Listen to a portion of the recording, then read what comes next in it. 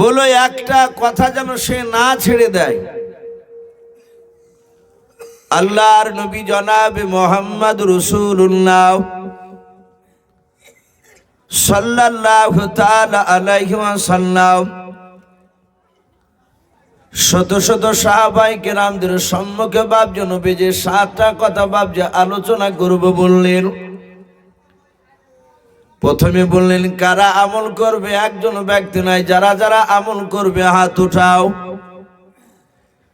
সব সাহাবার মধ্যে থেকে বাপজি একজন সাহাবা जिनार नाम किताब एसेছে बाबजी আবু হুরায়রা রাদিয়াল্লাহু তাআলা আনহু। উনি নবীজির বাপজির সামনে মসজিদে নববীতে দাঁড়িয়ে বললেন, ফেদা কাবি আম্মি ইয়া রাসূলুল্লাহ, আপনার পদতলে আমার পিতামাতা কুরবান হয়ে যাক নবী গো। আমি জানি না এমন 7টা কি কথা বলবেন যে 7টা সবগুলো হয়তো আমল করা কঠিন হয়ে যাবে, এরকম আমাদের অনেকের ধারণা থাকতে পারে। কিন্তু নবীজি আমি আপনার সাহাবা, আপনি যখন বলেছেন আমার 7টা কথা কে আমল করবে বলাও। ও আল্লাহর নবীজি আমি আপনার আবু হুরায়রা সাহাবা, ওই 7টা কথা আমি মৃত্যু পর্যন্ত আমল করব। জোরে বলুন সুবহানাল্লাহ। ওই সাহাবার সাথে হাতে বাপজি সব সাহাবা দাঁড়িয়ে গেলেন। কিতাবে বাপজি হাদিসে এসেছে ওয়া সামি'না ওয়া আতা'না, রাসূলের সাহাবারা নবীর কথা শুনতেন আর সাথে হাতে বাপজি তারা আমল করতেন। এই জন্য সাহাবারা বাপজি এত দামি হয়েছিলেন। আল্লাহ রাব্বুল আলামিনের রাসূল সাহাবার ব্যবহারে বাপজি চরিত্রতে রাসূলুল্লাহ খুশি হয়েছিলেন, আর স্বয়ং আমার আল্লাহ তাতে রাজি হয়েছিলেন। বলুন সুবহানাল্লাহ। নবীজির ওই সময় যারা রাসূলের কথাকে বাপজি মানেনি, নবীজির কথাকে বাপজি তারা অস্বীকার করেছিল, তাদেরকে কাফের বলা হয় বাপজি, আমরা সকলেই জানি। তারা বেঈমান, নবীজির কথাকে যারা জেনে শুনেও বাপজি অস্বীকার করেছিল। আমরা জানি বিশ্ব নবীজির বাপজি জামানায় সবচেয়ে যে বড় বেঈমান, সবচেয়ে বড় কাফের, সেই লোকটার নাম সকলেই ছোট বড় বাপজি, শিক্ষিত অশিক্ষিত আমরা সকলেই জানি, আবু জাহাল বলে লোকটার নাম ছিল। সঠিক শব্দ ছিল বাপজি আবু জাহাল, কিন্তু আমরা অনেক বাংলা বই দেখেছি, তার জীবনী পড়তে গেলে নামটা শোনা যায়, দেখেছি আবু জেহেল বলে না, আমরা আবু জেহেলই বলি, কিন্তু শব্দটা আবু জাহাল। তো যাকে এই বেঈমান আবু জেহেল বিশ্ব নবীজির বাপজি কথাকে সে মানে নাই। আমি জানি না আপনারা তার আসল নাম সকলেই জানেন কি না। বেঈমান আবু জেহেলের বাপজি আসল নাম ছিল আমর ইবনে হিশাম, এর আসল নাম আবু জেহেলের। এই লোকটা আসলে বাপজি মক্কা নগরে মূর্খ ছিল না, সে হাই র্যাঙ্কের শিক্ষিত ব্যক্তি ছিল সে সময়। এই শিক্ষিত জন্য মানুষ তার মেধাকে বাপজি তারা দেখেছিলেন, তার ব্রেন, তার এত বাপজি বুদ্ধি ছিল, এই কারণে মক্কার ছোট বড় সকলেই তারা আবুল হিকাম বলে বাপজি আবু জেহেলকে ডাকতো। কিন্তু আমার বিশ্ব নবী বাপজি তার এই আবুল হিকাম নামটাকে কেটে দিয়ে নবী বলেছিলেন তোর নাম আজ থেকে আবু জেহেল। কেন? ও নবীজির কথাকে বাপজি সে অস্বীকার করেছিল। ও সব সময় বিশ্ব নবী দরদি নবী জনাবে মুহাম্মদ রাসূলুল্লাহ সাল্লাল্লাহু তাআলা আলাইহি ওয়াসাল্লাম এই নবীজিকে বাপজি সব সময় অস্বীকার করত, নবীজিকে বাপজি কষ্ট দিত। কিতাবে লিখেছে বেঈমান আবু জেহেল দিনের বেলায় বাপজি এক নাই দুই নাই, রাসূলুল্লাহর যখন 40 বছর বয়সে কোরআন নাজিল হলো, নবী সর্বপ্রথম তার অর্ধাঙ্গিনী বিবি খাদিজাতুল কুবরা রাদিয়াল্লাহু তাআলা আনহাকে ঈমানি দাওয়াত দিলেন। খাদিজা বিশ্ব নবীকে বাপজি সর্বপ্রথম নবী রাসূল বলে মেনে নিয়েছিলেন। নবীর বিবি খাদিজা ঈমান আনলেন। তারপরে আল্লাহ বলেন, হে রাসূল, আপনার আর বেশি বেশি করে ঘুমানো হবে না, আপনি কম ঘুমান আর ইবাদত বেশি বেশি করে করেন, কলমার দাওয়াত দিতে চারিদিকে ছড়ে যান। বলুন আলহামদুলিল্লাহ। আপনি বেরিয়ে পড়ুন। নবীজি বাড়ি থেকে বাপজি যখনই বেরিয়েছিলেন, মক্কার ছোট বড় বেঈমান সকলেই বাপজি রাসূলুল্লাহর বিরোধিতা শুরু করেছিল। নবীকে আল আমিন বলে বাপজি নবুয়তের পর থেকে কোনো বেঈমানরা আর ডাকেনি। আমার বিশ্ব নবী, দরদি নবী 14 কে বলেছেন বাপজি 15-16 দিন চলছে রসুলের বাপজি একেবারে শুরু জামানায় কলমার দাওয়াত দেওয়া। ওই সময় বেঈমান আবু জেহেল তার অর্ধাঙ্গিনী বিবিকে ডেকে বলল, বিবিরে দেখো তিনি আমার ঘরের বাইরে কোনো মানুষ দাঁড়িয়ে আছে কিনা, আমরা যে ঘরে কথা বলছি স্বামী স্ত্রী, এই কথাগুলোকে কোনো মানুষ দেখো বাহির থেকে কেউ লক্ষ্য রাখছে কিনা, সে উকি মেরে কেউ দেখে কিনা দেখো।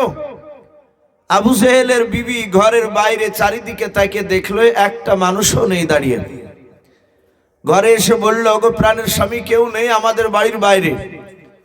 ডাক দিয়ে বলল বেঈমান আবু জেহেল বলে, এই বিবি, এই এক্ষুনি তুমি ঘরের দরজাটা বন্ধ করে দাও, ঘরের চারিদিকে আর জ্বালানা বন্ধ করে দাও। জ্বালানা ঘরের দরজা বন্ধ করে দিল। আবু জেহেলের স্ত্রী বলল, আর তো দরজা সেরকম খোলা নাই যে সেই দরজাটা আমি বন্ধ করব। আবু জেহেল বলল, আর কিছু করা লাগবে না, তুমি দাঁড়িয়ে থাকো। আবু জেহেল আগুনের দিকে, উঠোনের দিকে বাপজি তাকাচ্ছিল। বেঈমান আবু জেহেল তাকে থেকে দেখলো ছোট ছোট বাপজি কয়েকটা কাকর, যাকে আমরা কুচেলি পাথর বলি। বেঈমান আবু জেহেল 1 2 3 4 করে 11টা পাথর সে ডান হাত দিয়ে তুলে তুলে বাপজি বাম হাতে তালুতে নিল। 11টা পাথর দেখলো গনা হয়ে গেছে, তারপর বাম হাত থেকে ডান হাতে নিয়ে এইভাবে বাপজি বেঈমান আবু জেহেল মুঠ বাঁধলো।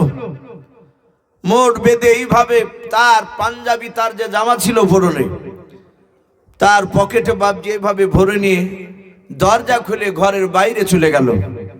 আমার বিশ্ব নবী, দরদি নবী মুহাম্মদ রাসূলুল্লাহ সাল্লাল্লাহু তাআলা আলাইহি ওয়াসাল্লাম সারা দিন বাপজি মানুষের দ্বারে দ্বারে যেতেন আর মানুষকে বোঝাতেন, হে আমার উম্মত উম্মতিরা, তোমরা এক আল্লাহকে মেনে নাও। আমি রাসূল, আমি যেইভাবে তোমাদেরকে বলবো সেইভাবে তোমরা চলো।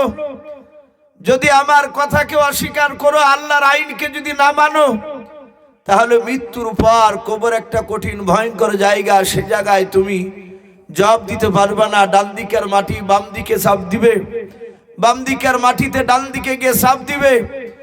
মৃত্যুর পরে, কবরের পর আবার জাহান্নামের আগুনে থাকতে হবে।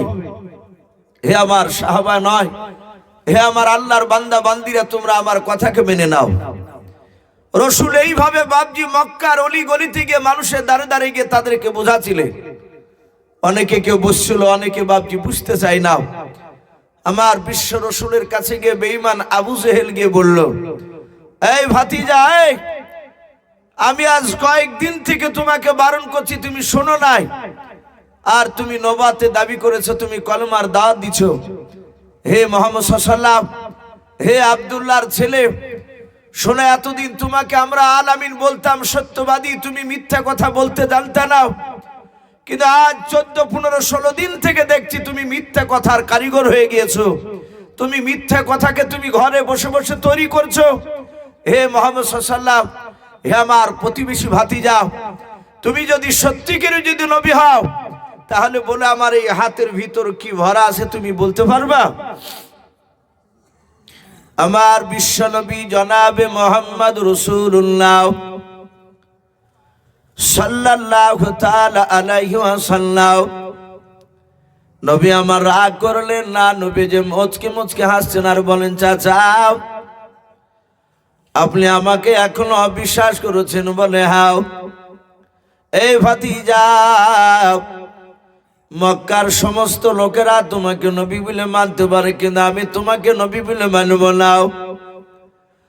এই ভাতিজা, তুমি বলে আমার হাতের ভিতরে কি ভরা আছে? আল্লাহ রসুল বলেন, চাচা আমি যদি আপনার সামনে যদি দাঁড়িয়ে যদি বলে দিই আপনার হাতের ভিতরে কি ভরা আছে, ওগো চাচা আপনি কথা দেন মানুষের সামনে আপনি আমার কলমা পড়বেন কিনাও? আবু জেহেল বড় বেকায়দায় পড়ে গেল। লোকের সামনে বাপ যে আপনার ছোট না হয়ে বড় হয়ে চিৎকার করে বললাও, ওরে ভাতিজা আমার হাতে যা আছে তুমি যদি বলে দাও আমি তোমার কলমাটা পড়ে নেব। আমার বিশ্ব নবী দরদি নবী আমার ডাক দিয়ে বলেন, চাচা আমি কি জবান দিয়ে বলবো আমি যে সত্য নবী? আপনার হাতের কি ভরা আছে সেটা নাম করে দিতে পারবো, কিন্তু চাচা আপনি বলুন আমার জবান দিয়ে বের না করে বলুন আপনার হাতে যে যেই জিনিসগুলো ভরা আছে ওই জিনিসগুলোতে আমার কলমা পড়বে। আর কলমা যদি পড়ে নাই তাহলে জানতে পারবেন আমি মিথ্যা নবী নাই, ভণ্ড নবী নাই, আমি সত্য নবী। বলো তুমি মেনে নেবে কেনাও? আবু জেহেল বলল, ওগো ভাতিজা আমার এই হাতের ভিতরে যা আছে তাতে কলমা পড়বে বলে হাও। আবু জেহেল মনে মনে চিন্তা করলো, পাথর নিয়ে এসেছি আর এই পাথরকে আমি দেখেছি কথা বলতে পারে নাই। আমার বিশ্বনবী জনাবি মোহাম্মদ রাসূলুল্লাহ সাল্লাল্লাহু তাআলা আলাইহি ওয়াসাল্লাম বলেন, আদম আলাইহিস সালাম থেকে নিয়ে বাবা হযরতে ঈসা রূহুল্লাহ আলাইহিস সালাম পর্যন্ত আমার নবী বলেন, আর আমি মুহাম্মদ সাল্লাল্লাহু আলাইহি ওয়াসাল্লাম আমাকে দিয়ে গোটা পৃথিবীতে 1,24,000 নবী রাসূল, মতান্তর 2,24,000 নবী রাসূল আল্লাহ পাঠিয়েছেন। আমরা অনেক ওলামার মুখে বাপজি শুনতে পাই, এতগুলো নবী রাসূলের মধ্যে থেকে মাত্র বাপজি 2টো নবী রাসূল তারা সারা পৃথিবীর মাখলুকাতের কথা বুঝতে পারতেন, এবং সেই নবী দুজন তারা তাদের ভাষায় ইশারায় নবী রাসূলরা তারাও কথা বলতে পারতেন। বলুন সুবহানাল্লাহ। আমার বিশ্ব নবী বাপজি দাঁড়িয়ে শুধু ইশারা করলেন, আর আবু জেহেল বাপজি মনে মনে ভেবেছিল কথা বলতে পারবে না। কিন্তু বাবা আমরা সকলেই বাপজি জানি বিশ্বনবী আমার মক্কা নগরের বাপজি জমিনে দাঁড়িয়েছিলেন, কলমার দাওয়াত দিয়েছিলেন। মক্কার একটা নয় দুইটা নয় বাবা, প্রায় মোটামুটি বাপজি 70 উপরে বাপজি বেঈমানেরাও তারা বড় বড় বাপজি নেতা গোটা আরব থেকে বাপজি তারা বাছাই করে করে তারা ডেট করে নবীর কাছে এসেছিল। নবীকে বলেছিল ভাতিজা, আবু জেহেল ডাক দিয়ে বলেছিল ভাতিজা তুমি তো নবুয়ত দাবি করেছো বলে হাও। ওরে ভাতিজা তুমি মক্কা নগর থেকে দাঁড়িয়ে জমিনের উপর থেকে দাঁড়িয়েও আসমানে যে চাঁদ দেখতে পাওয়া যায় বলে হাও, রাত্রিবেলায় ওই চাঁদকে তুমি আঙুল দিয়ে দুনিয়ার বুক থেকে বলো তুমি 2 টুকরা করতে পারবে কিনা? বিশ্বনবী বলেছিলেন, চাচা আল্লাহ ইচ্ছা করলে ক্ষমতা দিন ওটা আমি করতে পারবো। গোটা সেদিনকে 70টা বাপজি তাবড় নেতা বেঈমানেরাও তারা সবাই নবীজির সামনে বাপজি দাঁড়িয়েছিল। আল্লাহ রাসূলের বাপজির সামনে তারা বড় পাহাড়ে দাঁড়িয়ে বিশ্বনবী আমার রাত্রিবেলায় শুধু মক্কার সরজমিন থেকে দাঁড়িয়ে নবী আমার চাঁদের দিকে বাপজি শাহাদাত আঙ্গুল দিয়ে শুধু ইশারা করেছিলেন। ওই বেঈমানেরা আরো তার সাথে সাথে বাপজি মক্কার হাজার হাজার বেটা ছেলে মেয়ে ছেলে সবাই মিলে তারা বলেছিল, আমরা দেখলাম আল্লাহর রাসূল বাপজি যখন আঙ্গুলে ইশারা করলেন আর আসমান থেকে চাঁদ 2 টুকরা হয়ে বাবা 2 দিকের জমিনে পাহাড়ে পড়ে গিয়েছিল। বলুন সুবহানাল্লাহ। এই ক্ষমতা বাপজি অনেকে বাপজি দেখেছিল, বেঈমান আবু জেহেল বাপজি তার ধারণা ছিল না যে রসুলের ইশারা পেলে পাথরও কথা বলবে। আল্লাহ রসুলকে ডাক দিয়ে বলেছিল ভাতিজা দেখে তোমার এ পাথরটায় তোমাকে নবী বলে সার্টিফাই দেয় কিনাও? আমার বিশ্ব নবী শুধু একটু ইশারা করে দিয়েছে, আর আবু জেহেলের হাতের ভিতর থেকে বাবা পাথরগুলো বাপজি সকল পাথর 11টা পাথরে তারা চিৎকার করে মানুষের মতো বাপজি পড়তেছিল কলমা লা ইলাহা ইল্লাল্লাহ। ভাই একটু গভীর রাত্রিতে পড়ে নি লা ইলাহা ইল্লাল্লাহ লা ইলাহা লা ইলাহা ইল্লাল্লাহু মুহাম্মাদুর রাসূলুল্লাহ সাল্লাল্লাহু তাআলা আলাইহি ওয়াসাল্লাম। বাপজি, আমি অনেককে দেখতে পাই, আপনারা অনেকে আমাকে বাপজি প্রায় মানুষই চিনেন, ছোট বড়। আমি আপনাদের দোয়া এটা গর্ব করা না, এই জালসা থানায় ঢুকলি ছোট বাচ্চাদেরকেও দেখেছি, তারা আমার গাড়ি দেখলি বলে যে এই সুফুজু ঢুকছে। তার মানে প্রায় মানুষের কাছে বাপজি মোটামুটি একটু পরিচিত হয়ে দাঁড়িয়ে গেছে। আর জানেন আমি রাত্রি, গভীর রাত্রি বেশিরভাগ দেয়, আর আমি কলেমাটা একটু পড়াই। তো দেখা যায় অনেকে বাপজি পড়ে, আবার অনেকে হয় লজ্জা মনে করে, না হলে চুপচাপ বসে থাকে। বাপজি সবসময় কলমার জিকির করা বাপজি বেদাত নয়। কিছু পরিস্থিতি, কিছু জায়গায় কলমার জিকির জোরে জোরে পড়তে নেই। যেমন মসজিদে বাপজি আপনি আছেন, আরো অন্য লোকে বাপজি বসে আছে, নমাজ হয়তো জামাত হয়ে গেছে, 5 ওয়াক্ত যে নমাজ হয়, আসর হোক জোহর হোক, সে ওয়াক্তের নামাজ জামাত করে হয়ে গেছে। আপনারা অনেকে 4-5 জন আছেন, দেখলেন একটা মানুষ জামাত পায়নি, পাশে এসে দাঁড়িয়ে নামাজ পড়ছে, সে এক সাইডে এসে নামাজ পড়ছে, আর ওই সময়তে জোরে জোরে জিকির করছে। এই জিকিরটা করা বাপজি চরম অন্যায়। কারণ নামাজের ওপর দিয়ে বাপজি জিকির ওখানে করা যাবে না, ওখানে নামাজটাকে পড়ার সময় দিতে হবে। কেউ যদি নামাজ না পড়ে, যদি কেউ কোরআনও যদি পড়ে, তাহলে বলা হয়েছে আপনি কলেমা বাদ দিয়ে যে কোরআন পড়ছে তার কোরআনের দিকে কান দিয়ে কোরআন শোনো। কারণ কোরআন শুনলে বাপজি একটা অক্ষর বিনিময় যারা শুনবে তাদের বাপজি আমল নামায় 20 করে নেকি লেখা হবে। জোরে বলুন সুবহানাল্লাহ। শোনা তো প্রচুর বাপজি সব, কিন্তু রাত্রিবেলা দেখা যায় 11টা হোক 10টা হোক, সে সময় বাপজি মানুষ তার নামাজ পড়ে না প্যান্ডেলে। হ্যাঁ, এখন কেউ যদি বাড়িতে যদি বাপজি পড়ে নামাজ নফল তাহাজ্জুদে, সেটা তো আমরা দেখতে পাচ্ছি না, আল্লাহ মাফ করুক। সে যদি ইবাদত করার আওয়াজ গিয়ে যদি তার কানে ধাক্কা লাগে, শুধু আমাকে জবাব দিতে হবে তা নয়, এই জালসার কমিটি বিন্দুদেরকেও বাপজি কিয়ামতের ময়দানে জবাব দেওয়া লাগবে। তো যাক, এখানে যখন আমরা দেখতে পাচ্ছি না, সেই হিসাবে বাপজি কলমা আমি হোক আর যে কোনো মাওলানা হোক, পড়তে বললি বাপজি তার সাথে হাতে কলমাটা পড়বে। আমাদের হুজুর বাপজি গল্প শোনাছিলেন, উনি বলছিলেন, আমি বাস্তবে তার মুখ থেকে শুনেছি। দারুল উলুম দেওবন্দের একজন বিখ্যাত বাপজি আল্লাহওয়ালা, উনি ইন্তেকাল করে গেছেন, হযরতে জাকারিয়া রহমাতুল্লাহ আলাইহি। তিনি বাপজি বুখারী শরীফ পড়াতেন, নবীর শানে মুহাম্মদ সাল্লাল্লাহু তাআলা আলাইহি ওয়াসাল্লামে দুরূদ পড়তেন বারবার। এই হাদিস পড়াতে পড়াতে ওরই মাঝি বাপজি আবার মাঝে মাঝে তিনি লা ইলাহা ইল্লাল্লাহু মুহাম্মাদুর রাসূলুল্লাহ সাল্লাল্লাহু আলাইহি ওয়াসাল্লাম তিনি পড়তেন। তো একদিন একটা ছাত্রতে বলছেন, হুজুর এই যে হাদিস পড়াচ্ছেন, আর এই হাদিসের মাঝখানে তো কলমা নেই, এখানে তো কলমা লেখা নেই, কিন্তু আপনি হাদিসটাকে বন্ধ করে মাঝে মাঝে কলমা পড়ছেন, ব্যাপারটা কি? উনি বলেছিলেন, বাবা আমি যত হাদিস পড়েছি সমস্ত হাদিসে জিকিরের ব্যাপারে বলা হয়েছে আফজালু জিকির কলমা লা ইলাহা ইল্লাল্লাহু মুহাম্মাদুর রাসূলুল্লাহ সাল্লাল্লাহু তাআলা আলাইহি ওয়াসাল্লাম। পৃথিবীর সবচেয়ে বাপজি বড় আমল জিকির বলা হয়েছে কলমা।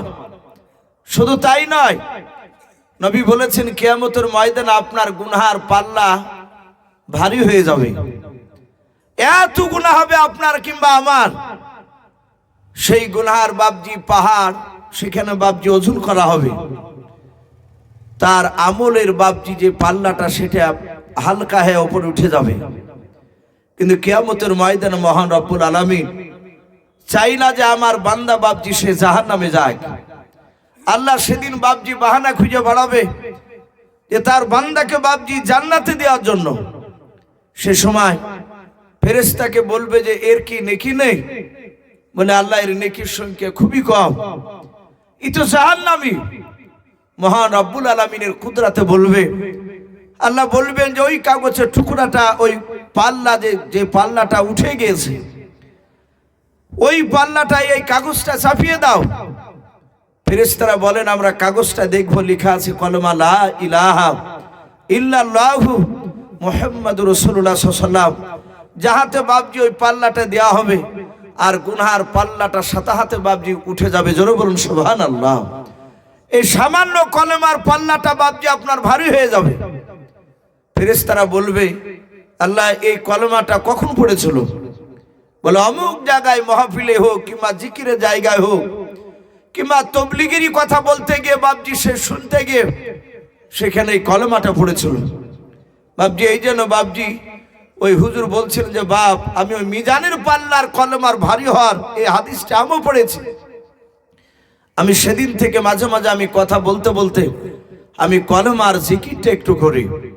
বাপজি আমার সোনা লালেরা, হযরতে বাপজি বিশ্বনবী জনাবে মুহাম্মদ রাসূলুল্লাহ তিনি দাঁড়িয়ে আছেন আর পাথরে বাপজি কলমা পড়ল। আবু জেহেল মনে মনে নয় প্রকাশ্যে বলল, হে ভাতিজা, মক্কার লোক কেউ চিনুক বা না চিনুক আমি তোমাকে ছোট থেকে চিনি। হে ভাতিজা, তুমি বড় ধরনের তুমি জাদুঘর হয়েছো, তুমি আমার পাথরগুলোকে জাদু করেছো, তাই তোমার হয়ে কথা বললো, কলমা পড়লো। আমি তোমার কলমা পড়বো না। বেঈমান আবু জেহেল বাপজি এই কথা বলে রাসূলুল্লাহর কাছ থেকে চলে গেল। নবী বুক ভরা ব্যথা নিয়ে বাড়ি চলে গেলেন। বেঈমান আবু জেহেল বাপজি তাকিয়ে থাকলো যে কখন সূর্য পশ্চিম দিকে ডুবে যাবে। সূর্য পশ্চিম দিকে ডুবে গেল। বেশ এলাকায় বাপজি অন্ধকার নেমে এসেছে। আর ওই সময় আবু জেহেল সুজা, উতবা, সাইবা, আবু সুফিয়ান আর আবু লাহাবকে বাপজি ডেকে নিল। কিতাবে লিখেছে রাতে দিনে মিলে 24 ঘন্টার মধ্যে বাপজি মক্কার 6 থেকে 7টা এই বড় বড় নেতারা তারা রাসূলুল্লাহর বিরুদ্ধে তারা 6 বার করে বাপজি তারা মিটিং এ বসতো যে আল্লাহ রাসূলকে কি করে দুনিয়ার বুক থেকে নাস্তাবুদ করা যায়। তা আবু জেহেল, উতবা, সাইবা, আবু সুফিয়ান আর আমার বিশ্ব রাসূলের বাপজি আপন চাচা একটা তার নাম ছিল আবু লাহাব। আমরা জানি যে রাসূলুল্লাহর বাপজি আব্বারা টোটাল ভাই ছিল 10টা। কটা বললাম? 10টা। এই 10টা ভাই কি রাসূলুল্লাহর বাপজি সকলেই নবীর উপর ঈমান এনেছিল? কথা বলুন। নবীজির চাচারা 10টাই বাপজি নবীর উপর ঈমান আনেনি। নবীজির আপন চাচাও নবীর উপর বাপজি ঈমান আনেনি। আমার বিশ্ব নবী দরদি নবী জনাবে মুহাম্মদ রাসূলুল্লাহর বাপজি একটা চাচা নাম শুনেছি আমরা, হযরতে আব্বাস রাদিয়াল্লাহু তাআলা আনহু। আমার বিশ্ব দরদির উপর তিনি ঈমান এনেছিলেন। নবীজির আর একটা চাচা বাপজি হযরতে আমির হামজা রাদিয়াল্লাহু তাআলা আনহু। এই আমির হামজা বাপজি রাসূলুল্লাহর উপর ঈমান এনেছিলেন। সর্বপ্রথম আমার বিশ্ব নবীকে সে মেনেছিল না, চিনতে পেরেছিল না, কিন্তু একটা আবুলা হরিণের দিকে বাপজি লক্ষ্য করে সে তীর ছুঁড়েছিল। কোন মুফাসসিরিন কেরাম লিখেছেন তীর ছুঁড়তে যাচ্ছিল আর ওই সময় একটা আবুলা বাপজি হরিণ। আপনারা সকলেই জানেন যে বিশ্ব নবীজির বাপজি আপনার কয়েকটা চাচা রাসূলুল্লাহর বাপজি ওপর ঈমান এনেছিল আর কয়েকটা চাচা নবীর ওপর ঈমান আনেনি। তার মধ্যে থেকে যারা ঈমান আনেনি তার মধ্যে থেকে নবীজির বাপজি আপন চাচা আবু তালিব। এই আবু তালিব লোকটা রাসূলুল্লাহর উপর ঈমান আনেনি, কিন্তু কিতাবে লিখেছে রাসূলুল্লাহকে সে ভালোবাসতো। আমাদের দেখেছি অনেক মানুষ বাপজি 5 ওয়াক্ত নামাজ না পড়লো ও আলেম ওলামাদের কথা বাপজি অনেক সময় বিরোধিতা করে। কেউ যদি বাপজি আলেমের বিরুদ্ধে কথা বলে সে খাট করে কথাটাকে ধরে বলে এই নামাজ না পড়ি, কিন্তু এইভাবে তো সমালোচনা করা ঠিক নয়। এরকম অনেকে আছে। আবার অনেকে বাপজি সাথ দিয়ে আরো জোর দিয়ে লাগিয়ে দিয়ে গেলাম। তো এই আবু তালিব বিশ্ব নবীর ওপর ঈমান আনেনি। নবী নবুয়তের দাওয়াত দিতে রাসূলকে মাঝে মাঝে আবু তালিব বারণ করতো, কিন্তু ভদ্রতা বজায় রেখে। নবীকে ছোট বড় বাপজি নাম নাই করে কথা বলতো না, শুধু বলতো হে ভাতিজা, মক্কার আবু জেহেল, উতবা, সাইবা আরো লোকেরা তোমার কথাকে মানে নাই, তুমি এই কলমার দাওয়াত কেন দাও? এই বাপদাদা ধর্মের বিরুদ্ধে কথা বন্ধ করে দিয়ে তুমি অন্য কথা বলবা। রাসূলকে এইভাবে বাপজি বুঝাতো। আর নবী সেই সময় তার চাচাকে বাবজি বুঝাতে, কিন্তু রাসূলুল্লাহর উপরে আবু তালিব ঈমান আনেনি। নবীজিকে বাবজি এত ভালোবাসতো আবু তালিব, এই আবু তালিব ইন্তেকাল করলো। তারপরে বাবজি রাসূলুল্লাহর অর্ধাঙ্গিনী বিবি খাদিজাতুল কুবরা রাদিয়াল্লাহু তাআলা আনহা তিনিও ইন্তেকাল করলেন। রাসূলকে সাহারা করা, নবীজির পাশে দাঁড়ানো, নবীজিকে সান্ত্বনা দেওয়ার মতো মানুষ আর বাবজি সেই সময় তৃতীয় ব্যক্তি কেউ ছিল না। আল্লাহ রাসূল খুব কাঁদছিলেন ওই সময়টা, এত কষ্টকর দুঃখের সময়। এক সময় রাসূলুল্লাহকে বাবজি মেরেছে, নবীকে এমন ভাবে বাবজি দূর থেকে পাথর মেরেছে, নবীজির কপাল ফেটে গিয়েছে। কপাল ফেটে রক্ত বাবজি গা দিয়ে দিয়ে পা দিয়ে দিয়ে গড়াচ্ছে। আমার বিশ্বনবী কাঁদতে কাঁদতে খাদিজাতুল কুবরা রাদিয়াল্লাহু তাআলা আনহার ঘরের কাছে গিয়ে রাসূলুল্লাহ জানেন যে খাদিজা তো নাই। নবী ওখান থেকে বাবজি ঘুরে এসে নবীজির আপন চাচা আবু তালিবের বাড়ির দরজায় কাছে এসে রাসূল যেমন বলতেন, চাচা আমাকে অমুক লোক ধরে মারলো। আবু তালিব ওই সময় রাসূলুল্লাহকে সাথে করে নিয়ে কাফেরদের কাছে গিয়ে বলতো, আবু তালিব যাই, আমার ভাতিজা তো তোমাদেরকে মারেনি, আমার ভাতিজাকে তোমরা এইভাবে নির্মম ভাবে কেন মেরেছো বলো। এই কথাটা বলা আবু তালিব ইন্তেকাল করার পর আর কেউ নেই। রাসূলুল্লাহ তার নিজের চাচার ঘরে দরজায় গিয়ে ওখানেও গিয়ে বাবজি খানিক দাঁড়িয়ে, ওখান থেকে বাবজি আবার চলে আসলে। আসার পর নবী মনে মনে চিন্তা করেছে যে আমার চাচা আমির হামজার তার বাহুতে অনেক শক্তি। কিতাবে লিখেছে, রাসূলুল্লাহ বলেছে দুনিয়ার একটা নাই দুইটা নাই 50টা যুবকের শক্তি একাই এই আমির হামজার দুই হাতে দিয়েছিলেন আল্লাহ। জোরে বলুন সুবহানাল্লাহ। এত শক্তি দিয়েছিলেন। আমার বিশ্বনবী মনে মনে ভাবলেন আমার চাচা তো তীরন্দাজ, উনি তীর চালাতে পারেন, যেই জিনিসটাকে নিশানা করে তীর ছোড়ে সেই জিনিসটাকে লেগে যায়, তার তীর মিহি যায় না। উনি চিন্তা করলেন আমার বিশ্বনবী দরদি নবী জনাবে মুহাম্মদ রাসূলুল্লাহ সাল্লাল্লাহু তাআলা আলাইহি ওয়াসাল্লাম ভাবলেন আমার চাচা আমির হামজার বাড়িতে যাব। আমার বিশ্বনবী দরদি নবী আমার বাবা আবু আমির হামজার বাড়ির দরজায় গিয়ে ডাক দিতে লাগলেন, ওগো চাচা, ওগো আমির হামজা, চাচা বলে বাবজি কয়েকবার ডাক দিলেন। আমির হামজা রাদিয়াল্লাহু তাআলা আনহুর বাবজি গলার আওয়াজ ভেসে আসলো না। আল্লাহ রাসূল দরজার বাইরে দাঁড়িয়ে, ঘরের দরজা বাবজি ভিতর থেকে বাবজি বন্ধ করা আছে। বাড়ির ভেতর থেকে আমির হামজার স্ত্রী ডাক দিয়ে বলল, কে চিল্লায়? আল্লাহর নবী বলেন, ওগো চাচিমা, আমি আব্দুল্লাহর সন্তান মুহাম্মদ রাসূলুল্লাহ সাল্লাল্লাহু তাআলা আলাইহি ওয়াসাল্লাম। নবী আমার ডাক দিয়ে বলেন, গো আমার চাচিমা, তাড়াতাড়ি একটু দরজাটা খুলে দেন, আমার কি চাচা নাই? বলে নাও। সঙ্গে সঙ্গে যখন বাবজি চাচা নাই বলো, কোথায় গিয়েছে? বলে তোমার চাচা জঙ্গলে হরিণ শিকার করতে গিয়েছে। আল্লাহ রাসূলকে ডাক দিয়ে তার চাচিমা বলেছিল, বেটা তুমি তোমার চাচাকে কেন ডাক দিতে এসেছো? কেন আমার বাড়ির দরজায় এসে খোঁজ নিচ্ছ? বলাও। ডাকে দিয়ে বলে, চাচিমা আমি মক্কার অমুক পাড়াতে গিয়েছিলাম, আমি তো কোনো অন্যায় করি নাই। আমি মানুষদেরকে জাহান্নামের রাস্তা থেকে তারা কিভাবে জান্নাতের রাস্তা যাবে সেই রাস্তাটা দেখানোর জন্য গিয়েছিলাম। আমি তাদেরকে বলছিলাম বড়দেরকে ছোটরা তোমরা শ্রদ্ধা করবা, আর বড়দেরকে আমি বলছিলাম ছোটদেরকে তোমরা স্নেহ করবা, মহব্বত করবা। ওগো চাচিমা আমি 5 ওয়াক্ত নামাজের কথা বলছিলাম, আল্লাহকে মানার কথা বলছিলাম, আর আমি নবী আমাকে যেন তারা সকলেই নবী বলে যেন মেনে নেয়। ওগো চাচিমা এই কথা বলার সাথে সাথে তারা আমাকে পাথর দিয়ে মারতে লাগলো। বিশ্বদরদি নবীজির যখন এই কথাটা শুনলাম, ওই আমির হামজার অর্ধাঙ্গিনী বিবি ডাক দিয়ে বলল, ওরে ভাতিজা, যেমন তোমার কর্ম তেমন তোমার ফল পেয়েছো তুমি। এখন বাড়ির দরজা থেকে বেরিয়ে যাও। তোমার মতো ছেলেকে আমার বাড়িতে জায়গা দেব না। তোমার চাচা শুনতে পেলে আমাকে মারবে, বকাবকি করবে। আল্লাহ রসুলকে বাপজি সান্ত্বনামূলক কথা বললো না। নবীজি এত বাপজি ভেঙে পড়লে নাকি তো বাপজি মাথার যন্ত্রণার ব্যথাও ফেটে গিয়েছিল। আবার তার সাথে বাবা তার চাচিমা বাপজি বাড়িতে একটু জায়গা দিল নাও। আল্লাহ রসুল বাপজি কান্না করতে করতে মাঠের দিকে চলে গেলেন, মরুভূমির ময়দানের দিকে। গুহার ভিতর বাবা নবী আমার সিজদায় পড়ে কাঁদেন আর বলেন, আল্লাহ, আমি মনে হয় তোমার দিনকে আরো বেশিক্ষণ টিকে রাখতে পারবো না।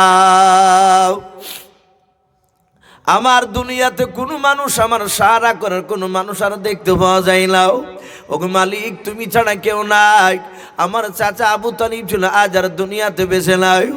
আমার অর্ধাঙ্গিনী বিবি খাদিজা ছিল, সেই খাদিজা তো বেঁচে নাই, তুমি নিয়ে নিয়েছো। আল্লাহ রসুল বাপজি এইভাবে সিজদায় পড়ে পড়ে কাঁদেন। আর ওই সময় বাপজি আমির হামজা হরিণকে দেখে বাপজি শিকারে করার জন্য তীরখানা বাপজি লক্ষ্য করে ছুটতে যাবে। ভাইরা আমার, বাবা জীবনেরাও, আল্লাহ কোরআন পাকে বলেছেন, মা ইয়াহদিহিল্লাহু ফালা মুদিল্লা লাহু ওয়া মা ইউদ্লিলহু ফালা হাদিয়া লাহু। আমার আল্লাহ বলেন, ওগো বান্দারা শুনে নাও, আমি যাকে হেদায়েত বানাবো পৃথিবীর মানুষ নাই তাকে গুমরা বানাতে পারবে। আর আমি যাকে গুমরা বানাবো রে বান্দা, পৃথিবীর মানুষ কেউ নাই তাকে হেদায়েত বানাতে পারবে।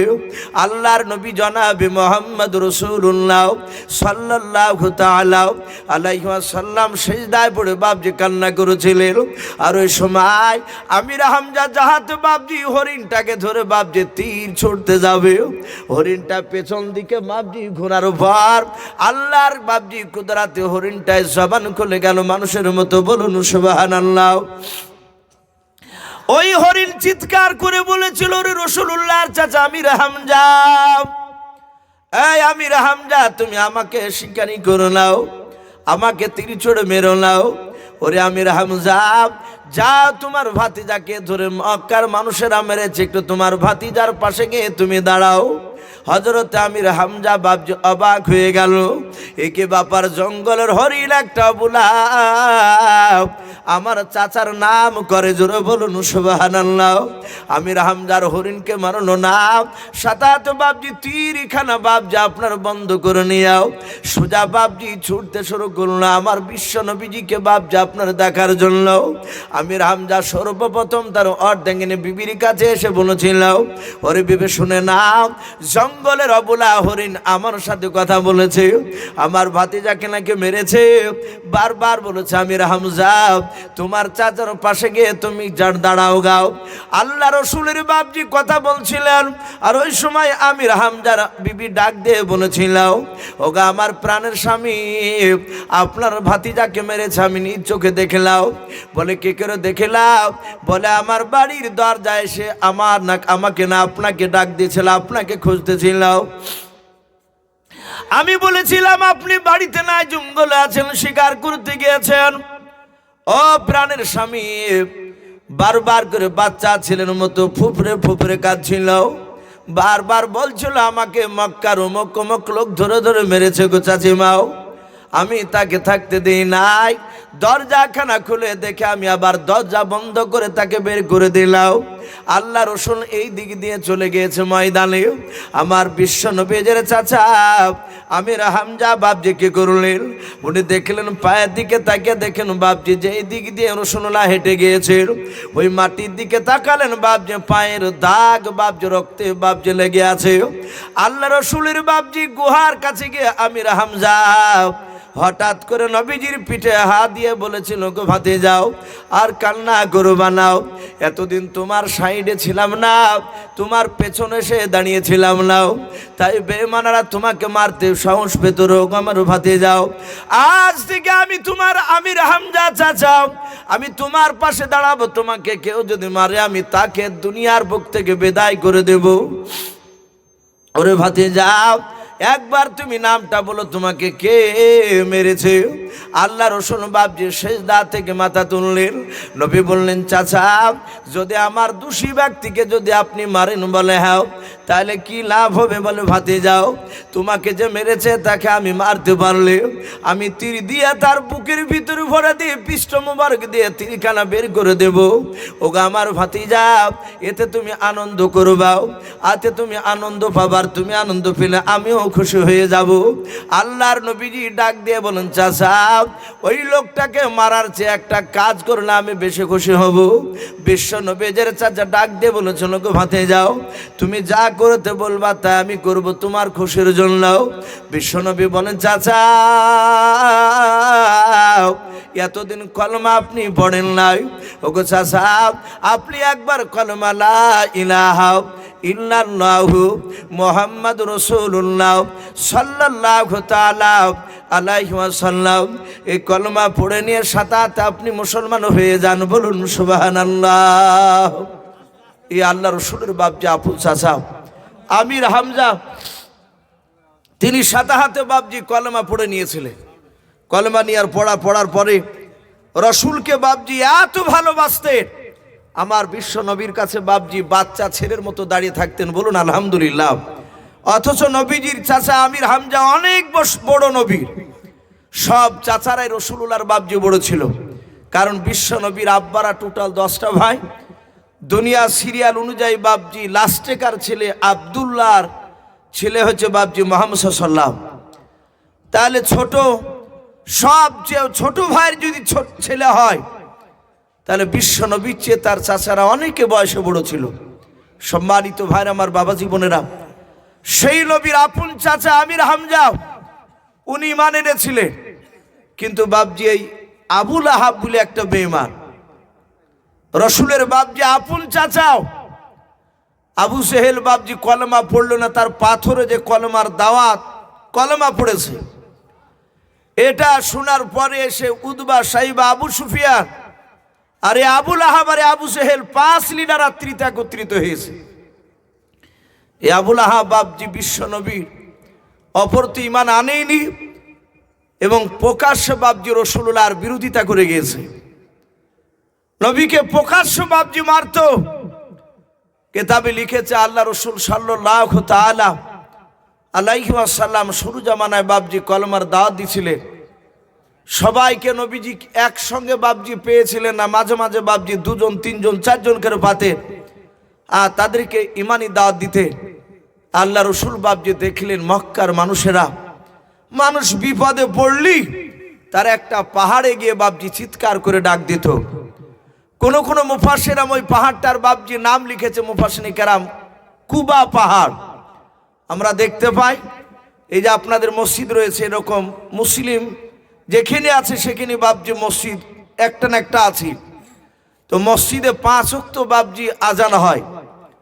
এই 5 ওয়াক্ত নামাজ টাইম আজান বাদ দিয়ে ওয়ান টাইমে যদি বাপজি মাইকে মসজিদে যদি আওয়াজ বাজে, কোন লোক যদি বাপজি মাইকটা চালু করে যদি বলে আসসালামু আলাইকুম, একটি বিশেষ ঘোষণা, এই বিশেষ ঘোষণা বাপজি আওয়াজ হলি দেখবেন আমরা কথা বললে বাপজি কথা বলা বন্ধ করে দিই। চায়ের দোকানে বসে আছে, বলে ভাই এই টিভিটা একটু বন্ধ কর দিন রে ভাই, নাহলে সবাই মিলে একটু আওয়াজ বন্ধ কর। বলে কেন? বলে মসজিদে আওয়াজ হচ্ছে, মনে হচ্ছে কেউ মারা গিয়েছে। এই বিশেষ ঘোষণা শুনলি কান লেগে দিয়ে শুনি আমরা। আর বেশিরভাগ বাপজি মওতের ঘোষণাটাই বেশি করা হয়।